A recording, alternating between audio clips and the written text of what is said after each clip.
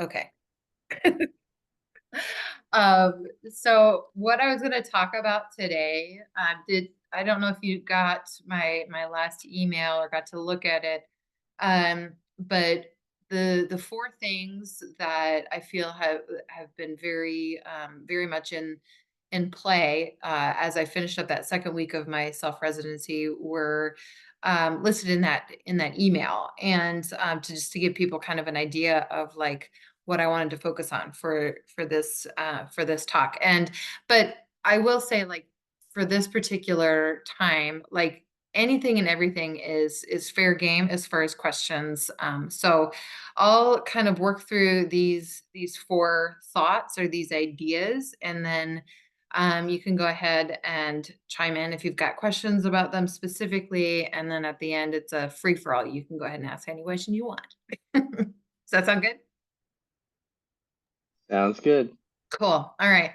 So, in my second week, just to give everybody a recap, if you are watching this as a recording, I am now actually in my third week of my self-made residency, but I took the week to be with family down in North Carolina. So, like this one week, I had anticipated I really wasn't going to be doing much other than probably catching up on some reading, which I did, which was awesome. But so last week, I spent again more time up in the woods, doing hiking and looking around at different things. Had my dad actually take me to some new locations. So one area that he's like talked about a couple times, but I wasn't familiar with it because like usually the hikes were either too extensive or too difficult for us as kids. It's he calls it the gap hike. And so there's this area in our woodlands that basically it's kind of like a valley area where there's like a logging road that they would take logs down off of the mountain. And over time, it's just turned into a creek.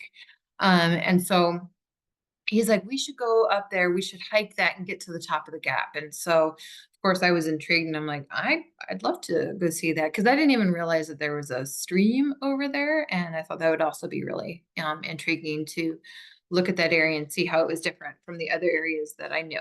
So we did a 3 to 4 hour hike at the beginning of the week. Sweated like crazy because it's been kind of hot here, but we did start early in the morning. And so that was actually really cool to be able to see some areas in the woods that I had not seen before. So I scouted out a couple new places that I wanted to paint, and then I also realized that one of the other big things that I did this past week was I started actually working with some collage panels instead of just my regular white panels that I just put a colored ground on. Um, and some of the reason I did that was one of them is I didn't have clear gesso, or I didn't have white gesso. So I was like, well, I have what or clear gesso, so I could try that. The other thing is I had papers around. I was like, well, why don't I just try it? So, and honestly, like for me, sometimes I get myself pushed into a corner and I have to just make some decisions. And I kind of like to see what happens if I just try something new. So, that's what I ended up doing is I ended up getting some of the panels that my dad had created for me because I, at that point, had burned through almost all the panels that I had prepped. And so he got some new ones ready for me. I got them collaged and took them outside and painted with them to see what would happen. So hiking in the gap, finding new areas there, experimenting with the collage panels were my two big things that I did this during week two. And I also continued to work on some studies and tackled some really challenging things like a fern, which I'd played around with in larger scale before, but really slowed down to take my time working on the study of that, which is not completed yet, but I'm committed now and I'm making it happen. So that's a little bit of context for some of these lessons.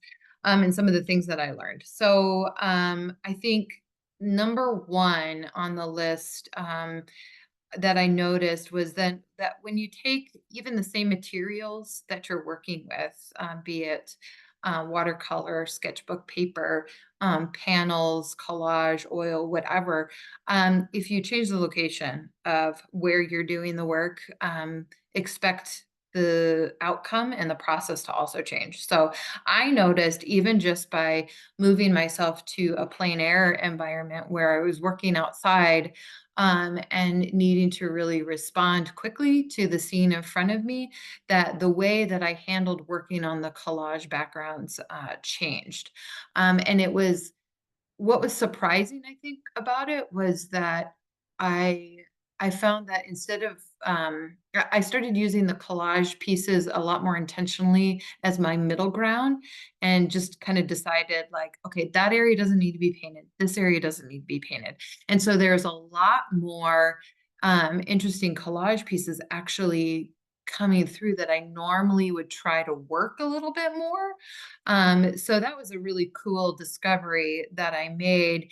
And I'm curious if I continue to practice this idea and like do more plein air painting with the paper collage, how will that actually affect the work, potentially in the studio? What will I carry back with me? So that was really neat. And then the other thing that I noticed was just the general discomfort and resistance that I felt at doing something that I was not familiar with. And this is like obviously this is something I know. Like it's nothing new under the sun, right? As far as how that all works. But it is really interesting, like in a residency type of situation where you pull yourself out of your normal environment and you intentionally start to work on some things, and like for me there was this idea of like, oh, when I intentionally work on all of these things, there's like this kind of like hopeful idea in the back of my mind, like maybe it'll just come super naturally. and and so I planned on doing some things, and found, like, I know that it's hard and that there's resistance in it, as far as wanting to continue to work through something when it is difficult. And for example, like when I was working on the ferns, and also a piece of bark, I was doing a bark study, which I'll yeah. So this particular bark study, this is birch bark, and I got about halfway through it, and I'm like, this is dumb. I don't want to do this anymore. And um, so I noticed that tendency, that resistance and that discomfort, and me wanting to walk away from it. I paused and I thought, okay, what are the benefits of sticking with this? And I knew some of the benefits were going to be working on detailed pieces and different strokes and different things that I don't normally allow myself time for. Don't take the time for. And I also knew that I wanted to understand my subject matter more. And so I had to decide, okay, that discomfort sounds like it's a valuable thing to step into. So I leaned into it.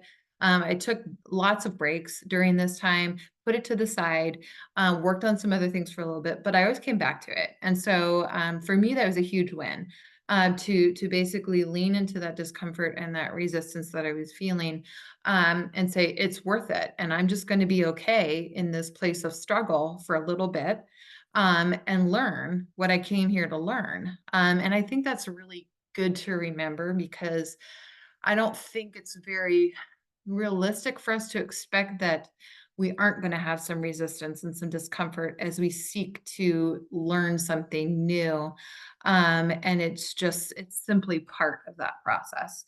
Um, so that was really big for me. The and so the other thing I figured out, like I've always been kind of intrigued with um like botanical illustration. Like it's fascinating to me. I'm like, oh, I really wish I could do that. So I tried like copying some different things and doing different things like a traditional like botanical illustrator would do, right? With watercolor and everything. And I found that I didn't like it at all. And rather than deciding like, oh, well, okay, I guess that's not for me. I got the idea. I'm like, I know I like working in oil a lot. What if I tried doing my studies simply in oil as opposed to watercolor and pen and ink and drawing and things like that? What happens if I change my medium? How would that be as an experience, and how would I like that? And I found that I really like it. Once I changed mediums and materials and started, you know, focusing in on the same things that I wanted to focus in, but in a different with different tools, like that made all the difference for me. And so that was also really a cool discovery. And lastly, but not leastly at all, is just the great reminder that time, persistence, and practice are by far the best teachers on the planet. And I think for me, as like a person who is, continually hungry and yearning for mastery of new things and of wanting to learn and pick it up and have it like just work. I always kind of feel like this sense of oh, I should be taking more classes, and I should be making sure that I check in with this person and follow that person and all of that, and realizing that like that's all good, but don't discount simply the teachers of time, persistence, and practice, and realize that that's a huge part of learning the new things. And that really kind of wraps up into everything that I learned this week. And like I said, it's nothing amazingly new or profound. It's almost just like little whispers and reminders of things that I've always known, but I kind of had to experience them in a different way to get them to really get grounded in me once again. Because like our seasons of life change so much, right? And so like having them just reiterated to me in a different setting, through different experiences, has been incredibly helpful. So those are my 4 lessons. And if there was anything in there that you want to dig into more, now is the time. There's one thing you said earlier, and you touched on it in your the 4 points as well. You were talking about being in a new place and even having some of the same mediums. Did you did you forget anything? Were you forced to like have to work differently because you went to a different place? Like you didn't have access to some of the stuff you maybe would have expected to have. Oh, for sure. Yeah, I would say that was totally what brought me into actually putting more collage material on the study panels, because I didn't have access to gesso, like a white gesso. I had my clear gesso along that I had for some pieces that I was going to work on in the studio. But my original intention was not to do any collaged pieces in like while I was out plein air painting. One of them was is I wasn't sure if I could do it. I also wasn't sure if I wanted to put pieces together that had a story already, and then I'd have to find a scenario to make the collage material work with, I guess. Because that's usually kind of opposite of what I do. And so with that, it came like I had only like 2 more days to be able to plein air paint for that week before we left for North Carolina. And I didn't have access to gesso. My dad had made a couple panels for me, and I'm like, what am I going to do? And so I thought through the options. The one option was to potentially actually just do the clear gesso right on top of the masonite board. And the masonite board it's a very dark brown, and so that was intriguing to me. I'm like, oh, well, maybe that could do something different. So I still may try that. Um, but then I thought, I'm like, you know what? Why don't I just go ahead and just collage on the panels, see what happens if I take them out. So that was totally one of those instances where if I'd remembered white gesso, then this wouldn't have been the scenario that answers that correctly. Follow up on the same point. For your collages, are you accumulating elements specifically there more? Because I know you use magazine articles and stuff or things Mhm. like that.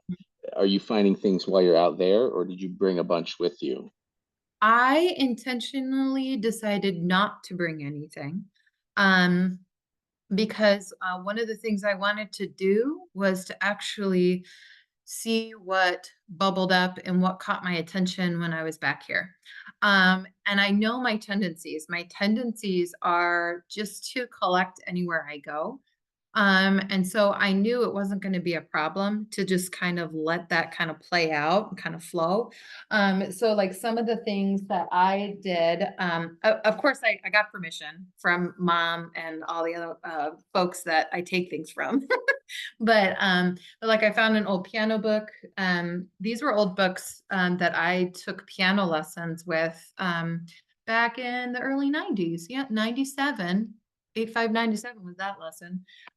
But so I pulled a whole bunch of those materials that were intriguing to me that have very personal connection. Like I remember handling these books. They've got my teachers writing in them. And so I pulled those. And then I also decided to pull some old my dad had some newspapers available. He doesn't keep them usually, but my grandparents have just everyday newspapers from like right now. That I thought that was also very interesting to actually include newsprint and stories and things that are current to what I am painting right now, which is not the norm for me. Normally, I use materials that are um, older, much older. So that's been really interesting to do that. I totally stole my mom's raffia.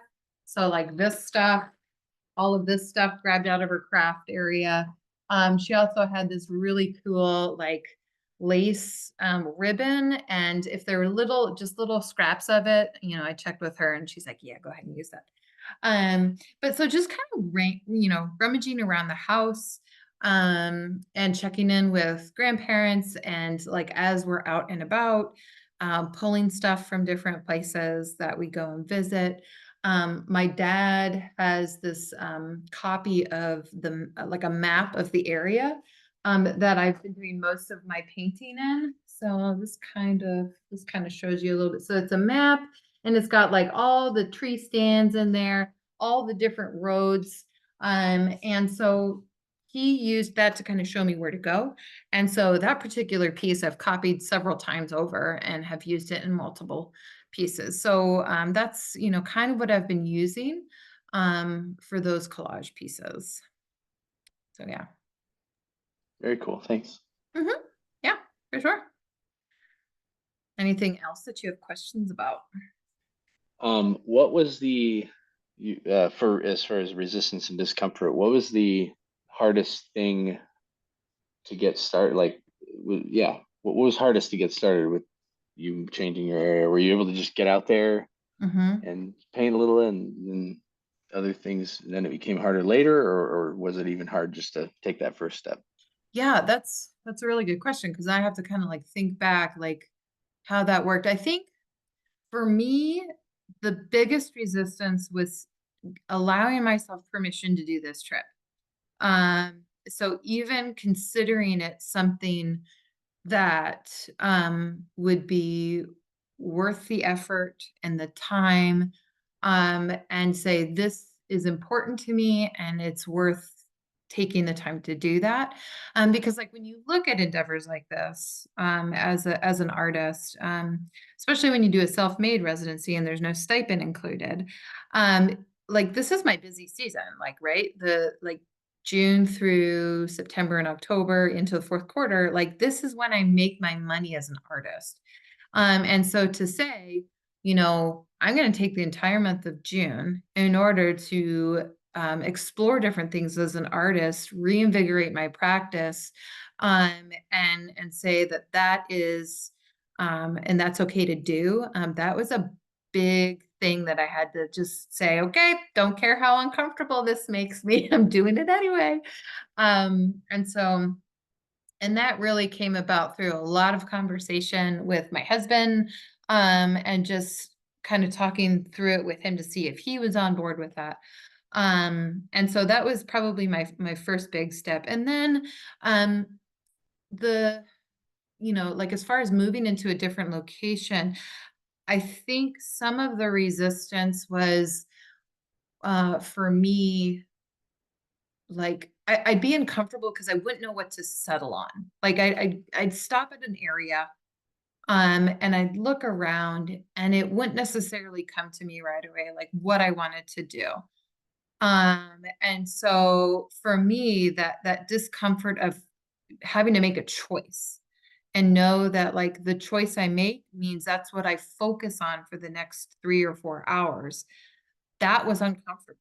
I don't like having to box myself into something like that. But as an artist, we have to do that. We have to make choices, whether we want to or not. And so I think giving myself the grace, and the again, that permission to just be like, just pick something. It's not right or wrong. Like you got to start somewhere. Was really, really good. And so I would just go ahead and I'd look around, and like if I felt a little bit of a pull, like, oh, that could be interesting, that was enough for me to sit down and be like, okay, we're going to work on this. And realizing and telling myself too that like this doesn't have to be a masterpiece. I am doing this so that I can learn, so that I can, spend time painting. And so the subject matter that I choose isn't as important as just being in this place and doing the work. And so that was, a big thing for me. The other area of resistance that I noticed was when I was sitting down to work on these studies. I have this tendency to just kind of get disinterested. Like, you know how like some artists, and maybe you're one of these, Tom, like where you start working on something and you get so lost in the details, you just completely lose track of time. You're just in it and you're like, I can't stop working on this until it's done. That's never been my story. I get I get kind of frustrated in working with details and the repetitiveness of it, or just the amount of time it takes. And so for me, I had to work through the discomfort of the amount of time that it would take to study the details, the amount of time it takes to slow yourself down, make intentional choices about the colors, and whatnot. So that was definitely an area of resistance that I had to work through, and realize that if I lean into that discomfort and kind of work through that instead of just giving up, then what I end up getting is something far greater. Because I get to study something and I work through that, and then it's like it kind of goes back up again. So it's like this like little like dip thing where you're like, oh, this is really cool, and oh, I hate this. Oh, wait, this is really cool again, and be able to work to get to that, more of that finishing point where you can see it all coming together, and that's where for me, the magic really happens. So does that answer that question in regard to resistance? Yeah, that was great. Yeah. It's been a good lesson for sure. So, and what I'm hoping too is it's something like, this whole experience, I'm hoping it is something that I can then share the things that I've learned with my kids. Cause like we're at a point with both of our boys where they're going to be hitting a lot of that. We've got a 13-year-old and a 10-year-old, and being able to speak from a lot of personal experience that is like just now happening, and be able to talk about that with them, I think is going to be really helpful. So that's the hope. But, yeah. Anything else that comes up? I don't remember exactly if you put this in one of your earlier emails, but do you have a personal goal? Like, where are you looking to come out of this with a certain number of paintings? Did that enter your mind, or is it really just the experience of creating in a different environment? Yeah, the that was something I really, you know, took a lot of time thinking through, like, what do I want to do? And also paying attention to my own tendencies to turn this into something that I didn't intend for it to be. So one of the big like boundaries or the big things or constraints I put in place for myself was that these pieces don't necessarily have any other purpose other than just for me to spend time creating, making, and exploring. They are not necessarily going to go in a show. They're not going to be, added to inventory. Like that wasn't. It's very possible they may be, but that wasn't the intent of them. So so that for me was really big because what I found that did is it changed the way I approached the panel. I was able to approach the art pieces in a much more playful, experimental fashion, as opposed to being like, I have to get this right because it has this purpose, right? And so I also know like I tend to put a lot of pressure on myself to get a certain amount of work done during a period. So as I looked at what I wanted to accomplish, I kept it more based on the amount of time that I wanted to spend working and then just allow what came out of that just to happen. So, for instance, I knew that like I was going to dedicate myself to spending 3 days a week outside plein air painting, at least 3 days a week. If I could do more, great. But again, I wanted to give that margin in that space in case I wanted to change, directions a little bit. And then the other 2 days would be spent inside doing studio work, maybe finishing plein air pieces I started or doing studies. And so, like, basically 5 days of working, 2 days for rest and recovery and being with family, and giving my parents a break with the kids, and not necessarily worrying so much about the quantity. Um, just because I know my tendency is to make it all about how much I'm actually getting done. And that, like I said, that changes how I approach the work. I will say at this point, I've gotten one, two, three, four, five, six, seven, eight, nine pieces pretty much completed. And I have one, two, three, four, five, six, seven, about seven more that are started. And so it is going to be, I think, a pretty good body of work once it's all done, which is exciting. That sounds fantastic. Yeah. Yeah, yeah. So I'm excited about that. What else you got? Anything else come to mind? Have you done, and this is a personal question because, and some of my questions are based on this because I've tried to do a similar thing you're doing now, but never for the same extended period of time. But they've always been, I haven't gone at one time where I went away, another time where I just had some time, but I was in my same environment. And I was so easily distracted away from the purpose of what I was doing. I got almost nothing done. I did get some, but I was very demoralized. Have you done Oh anything man. like a mini version like of this before? Or is this the kind of the first time where you really done it at all? Um, so I would say yes, I've done some mini versions, and more in like I would say like probably like the longest I've done before now has been a week. But what I typically do, or what I've kind of come to practice, and which probably led me to the ability to be able to do this, was I always take my Sundays off.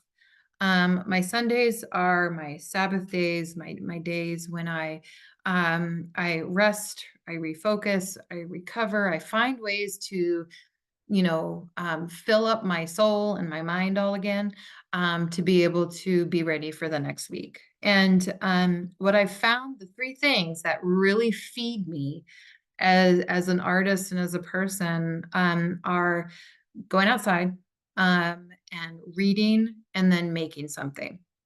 And so on those Sabbath days, a lot of times I'll spend maybe an hour or two just working on something just for the sake of making it because I'm curious about it, or because, that's, I don't know, it's just something I want to try. And so I've given myself that permission on those days to just create because I love creating and it fills me up and there's no other purpose in it. And so that's, I would say that's, kind of like my mini versions of it. And I've also taken time, like when we go camping, I'll carry my watercolor sketchbook and my little palette along with me. And I don't really force myself to do work, but if it feels like something I want to do, then I'll go ahead and I'll have that ready to go. So, but again, it's not super structured. It's just more of giving myself the space for Great. it. So it looks like we got about 2 minutes left. You got one more question for me? Thinking hard. I don't know if I do, but yeah, I really appreciate your answers and hearing your take on these creative points. Yeah. I think the big thing, this whole time has been incredibly beneficial for me as an artist. And so trying to figure out like, okay, it's probably not realistic for me to take a month off every year, but how can I pull this back into my studio time? How can I take these little things, just like you were saying, and add it to my studio practice, so that I can have that time to play and I can have that time to explore. And so I'm excited to see how I can integrate it into my regular artist life. So we'll see what happens. But yeah. All right. Well, Tom, I'm gonna let you go. And thanks for joining me today. Yeah, no problem. It's great to catch up. For sure. If you Enjoy come the up with rest of your any other time. questions, as I'm, on this thing, and you can always email me. All And right. that's for anyone else listening. Like if you have questions that came up as you were listening to this, you can always email me. My email is available on my website at ameliafurman.com. And you can follow me on socials, which is at Amelia Furman Mixed Media on both Instagram and Facebook. And we'll see everyone next week. So June 30th is the last one, and we'll see everyone there. Thanks for joining. All right, Tom, I'm going to go ahead and wrap up here because I have the free account.